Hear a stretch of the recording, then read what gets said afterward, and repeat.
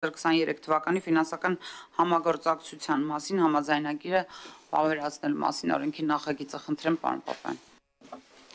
Շնորհակալություն, հարգելի Տիկին Վարդանյան, ֆինանսավարական բյուջետային հարցերի մշտական հանձնաժողովի հարգարժան պատգամավորներ, սիրելի ներկաներ։ Հայաստանի եւ Գերմանիայի Դաշնային Հանրապետության միջև 23 թվականի նոյեմբերի 22-ին Երևանում կայացած միջկառավարական բանակցությունները դարձել են ըստ էության այս համաձայնագրի ձևավորման նախահիմքը եւ հաջորդ միջկառավարական հանձնաժողովը տեղի ունենալու այս ամսվա վերջին Բերլինում, որտեղ արդեն հուսով ենք, որ կամփոփենք, կավարտենք նաեւ նախորդիվ ձեռք բերված բոլոր համաձայնությունների իրականացումը, կարձանագրենք եւ կնախանշենք նոր շրջանի սկիզբ։ Այս քննարկումների ընթացքում հիմնական շեշտադրումը եղել է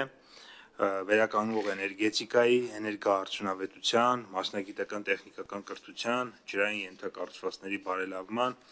տարածքային կառավարման բարեփոխումների, տեխնոլոգիական ոլորտի համագործակցությունը եւ դրա շրջանակներում նաեւ ԳԴՀ-ի կողմից Հայաստանի Հանրապետությանը տեխնիկական եւ ֆինանսական աջակցության տրամադրումը։ Բանակցությունների արդյունքում ԳԴՀ-ի կողմից Հայաստանի Հանրապետությանը կտրամադրվի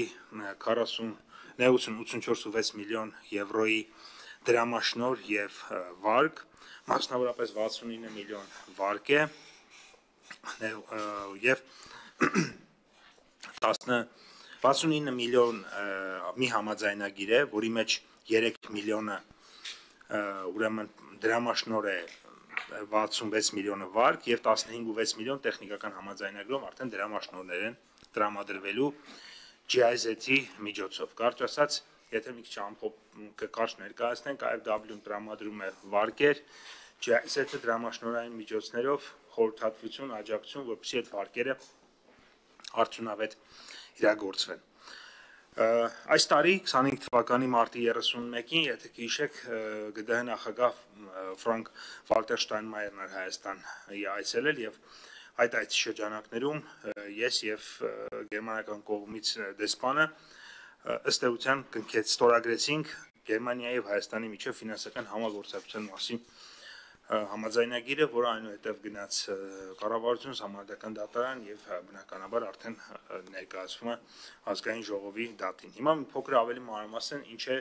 իրենից ներկայացնում ֆինանսական համաձայնագիրը։ Տեխնիկականը դեռ լրացուցիչ դա առանձին պատմություն է 15.6 միլիոն եվրոյի մասը, որը մի քանի օր առաջ ես կառավարությունում ներկայացրեցի։ 69 ուրեմն միլիոն եվրոն ինքը բաղկացած է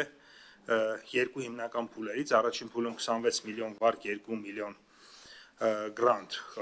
ուրեմն ծրագրի իրականացման խորհրդատվական ուղեկցող միջոցառումների համար եւ երկրորդ սա 0.89%-ով է վարկը տրամադրվում, սա շատ լավ գիտեք, որ մի քանի անգամ ավելի ցածր թիվ է, քան Հայաստանի Հանրապետության այս պահին պարտքի միջին տոկոսադրույքը։ Երկրորդը 40 միլիոն եվրո, ուրեմն սա էլ տրամադրվում է էլի 0.88% այս անգամ տոկոսադրույքով գումարած 6 ամսյա եվրոբոր, այստեղ 1 միլիոն եվրոյի է ուրեմն դրամաշնորհային չափը։ Ինչ ենք մենք այս ծրագրով իրականացնել։ Իսկ սկզբանե ծրագրի մեջ շատ մեծ բաղադրիչ է ունեցել արևային պանելների տեղադրում արտադրությունը, բայց հետագա նաև զարգացումները ցույց են տվել, որ սա ըստ էության արդեն ծրագրի կոմպոնենտ է միայն եւ ոչ ամբողջական մաս։ Հիմա արդեն մեծ շեշտադրում ենք դնելու կուտակիչ կայանների վրա, եթե կուտակիչ կայան գումարած արևային պանել այս համակարգն է աշխատելու, արդեն այդ կոմպոնենտի վրա ենք մեծ ուշադրություն դարձնելու, շատ կարևոր դերակատարում է այստեղ ստանալու երկրորդ կոմպոնենտը էներգոարդյունավետ ծրագրերի համար ՓՄԶ-ներին տրամադրվող վարկերը, որոնք որ էներգախնայող լուծումներ են փորձելու գտնեն արտադրությունների մեջ, մասնավորապես դա կարող է լինել եւ արտադրական տարածքների էներգախնայող համակարգերի եւ իհարկե սարքավորումների էներգախնայող համակարգերի, այսինքն սա արդեն էլի վերականգնվող էներգիա, կանաչ տնտեսություն, ծախսարդյունավետություն այս տրամաբանության մեջը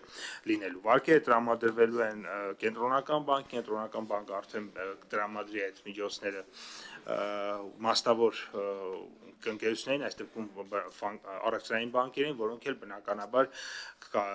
քանի որ հարմար միջոցներ են, ցածր տոկոսադրույքով ենթադրում ենք, որ նաև ցածր ավելի գրավիչ տոկոսադրույքներով էլ բնականաբար կտրամադրվի արդեն մասնավոր հատվածին եւ կուղղվի այս նպատակների համար։ Երևի թե այսքանը